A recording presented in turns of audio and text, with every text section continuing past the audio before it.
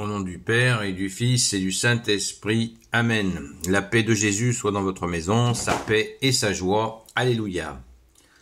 Eh bien, nous sommes dimanche, nous fêtons la résurrection de notre bien-aimé Sauveur Jésus, seul Messie pour l'éternité. Alléluia. Merci, bien-aimé Jésus, pour tes merveilles. Alors, nous allons lire le Saint-Évangile selon Saint Marc, chapitre 5, versets 21 à 29. Jésus ressuscite la fille de Jaïr. Jésus refit la traversée et débarqua sur l'autre rive. Bien des gens se regroupèrent autour de lui, non loin de la mer. Un président de synagogue arriva, un certain Jaïr. En voyant Jésus, il tomba à ses pieds et le supplia instamment. « Ma petite fille est au plus mal. Viens lui imposer les mains pour qu'elle soit sauvée et qu'elle vive. » Aussitôt Jésus se mit en route, accompagné d'une foule nombreuse qui le suivait et le pressait de tous côtés. Il y avait là une femme qui, depuis 12 ans, souffrait d'hémorragie. Elle avait beaucoup souffert aux mains de nombreux médecins. Toutes ses économies y avaient passé sans aucun résultat. Son mal avait même empiré. Comme elle avait entendu parler de Jésus, elle s'approcha par derrière dans la foule et toucha son vêtement, car elle se disait « Si j'arrive à toucher même ses vêtements, je serai sauvée. » Aussitôt son hémorragie s'arrêta et elle sentit dans son corps qu'elle était guérie de son mal.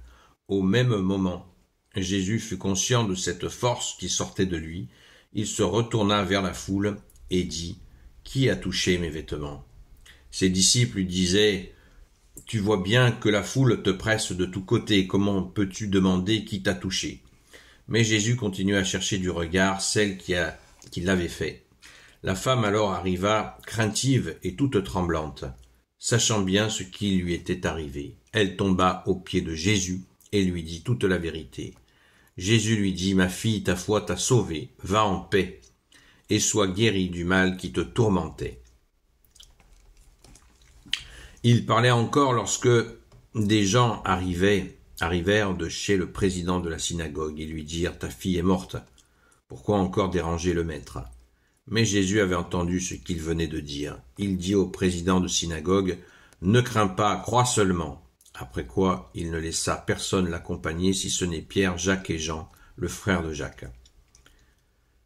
Voici qu'ils arrivèrent à la maison du président de synagogue, et Jésus voit tout un remue-ménage, les gens pleuraient et poussaient des cris. Aussitôt entré, il leur dit « Pourquoi ce vacarme et tous ces sanglots? La fillette n'est pas morte, mais elle dort. » Les gens se moquent de lui, mais il les met tous dehors. Il prend avec lui le père de l'enfant, la mère et ses disciples, et il entre là où est la fillette.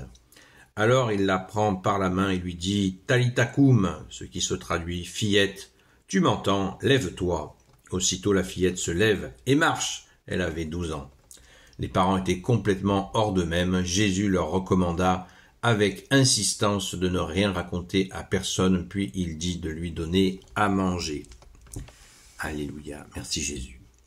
Waouh. C'est la fête aujourd'hui. On est dimanche et nous voyons là 2 miracles puissants et mystérieux. Merci Jésus pour ces merveilles. Vous imaginez ceux qui ont vécu ces événements en te voyant Jésus agir. La joie qu'ils ont dû ressentir, c'est indescriptible. Indescriptible. Alors on va commencer par cette femme qui avait des saignements. Il semblerait que ça soit des saignements intimes. Et elle a tout essayé, nous dit-on, avec de nombreux médecins. Elle a beaucoup souffert. Ça nous renseigne sur l'attitude de certains médecins. Eh bien, ça n'a pas trop marché. Voilà. Donc, un bon renseignement sur les médecins. Jésus, tu nous dis, vous n'avez qu'un seul médecin, c'est moi. C'est toi, Jésus, notre seul médecin. Bon, ben c'est clair. Et cet événement, il est truffé d'informations. Car cette femme, quand elle s'est dit si je touchais son vêtement. Jésus avait un vêtement comme le vêtement que portaient les gens religieux de l'époque, et Jésus devait le porter. Eh bien, il y avait des franges à ce vêtement. Donc, elle a vraiment eu cette foi incroyable de dire que si elle touchait son vêtement, elle serait guérie. Et du coup, elle a déclenché son miracle par sa foi, et c'est ce que Jésus va valider immédiatement. Mais avant cela, il y a un épisode qui me paraît important pour comprendre nous recevons à ce moment-là une information sur l'attitude des apôtres envers toi, bien-aimé Jésus. Ils disent à Jésus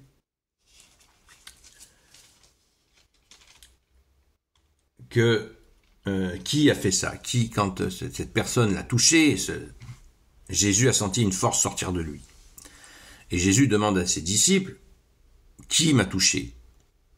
Et il nous est dit, la foule presse Jésus de toutes parts. Et là, les apôtres lui répondent, qu'est-ce que tu t'imagines comment tu t'imagines qu'on va trouver qui t'a touché alors qu'il y a la foule qui te presse de toutes parts?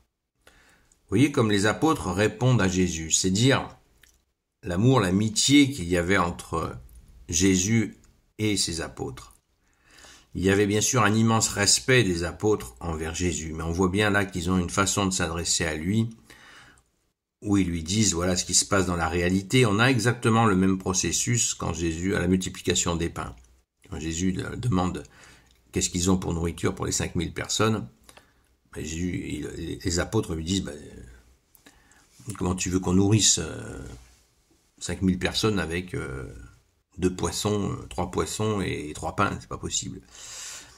Et ils ont une réponse du tac au tac avec Jésus, alors que Jésus, ils savent qu'ils connaissent sa position, ils n'ont pas encore compris que Jésus est Dieu, mais ils ont bien compris que Jésus est le Messie, et qu'il est vraiment, voilà, il était attendu depuis 400 ans, il pourrait avoir une déférence qui soit immense, vous voyez, oh maître, avec des mots, il l'appelait maître à certains moments, mais vous voyez une espèce de déférence, de s'aplatir devant lui, ben non, ils ont cette proximité en vivant avec lui, qui est très touchante. On revient à cette femme qui a eu cette foi. Je pense qu'elle nous apprend quelque chose, cette confiance en Jésus, elle nous apprend beaucoup. Et Jésus, lui, va valider cela. Je crois que c'est vraiment central dans cette séquence d'évangile, c'est voilà, toucher son vêtement. Elle n'est même pas en face à face avec Jésus. Vous imaginez la confiance qu'elle a eue en Jésus. Ça nous en dit long. Un autre, le deuxième aspect, pas facile de traiter tout ça en si peu de temps, mais l'enfant qui va être ressuscité, il s'agit d'un cas où Jésus va ressusciter une enfant qui est morte. Et pareil, au moment où on lui dit, il y a des gens qui lui disent ça sert à rien de te déplacer, la petite elle est morte, c'est fini. Et Jésus va dire au président de synagogue, non, crois seulement, vous voyez. Donc dans le cas de la femme qui a été guérie, elle a cru d'elle-même, et là c'est Jésus qui dit au président de synagogue, alors que c'est un religieux, qui est censé lui avoir aussi une grande foi, c'est Jésus qui dit à ce président de synagogue, non, n'écoute pas les gens. Donc ça, c'est aussi à méditer pour nous. On n'écoute pas les gens, on écoute Jésus qui nous dit de croire. Ça, c'est vraiment, c'est magnifique. Et vous connaissez la suite. Il va la guérir. Il va la ressusciter, pardon. Et là, très intéressant, nous constatons que Jésus fait rentrer, donc il sort tout le monde de la maison, et il fait rentrer donc les parents de l'enfant, et il fait rentrer aussi Saint Jacques, Saint Pierre et Saint Jean.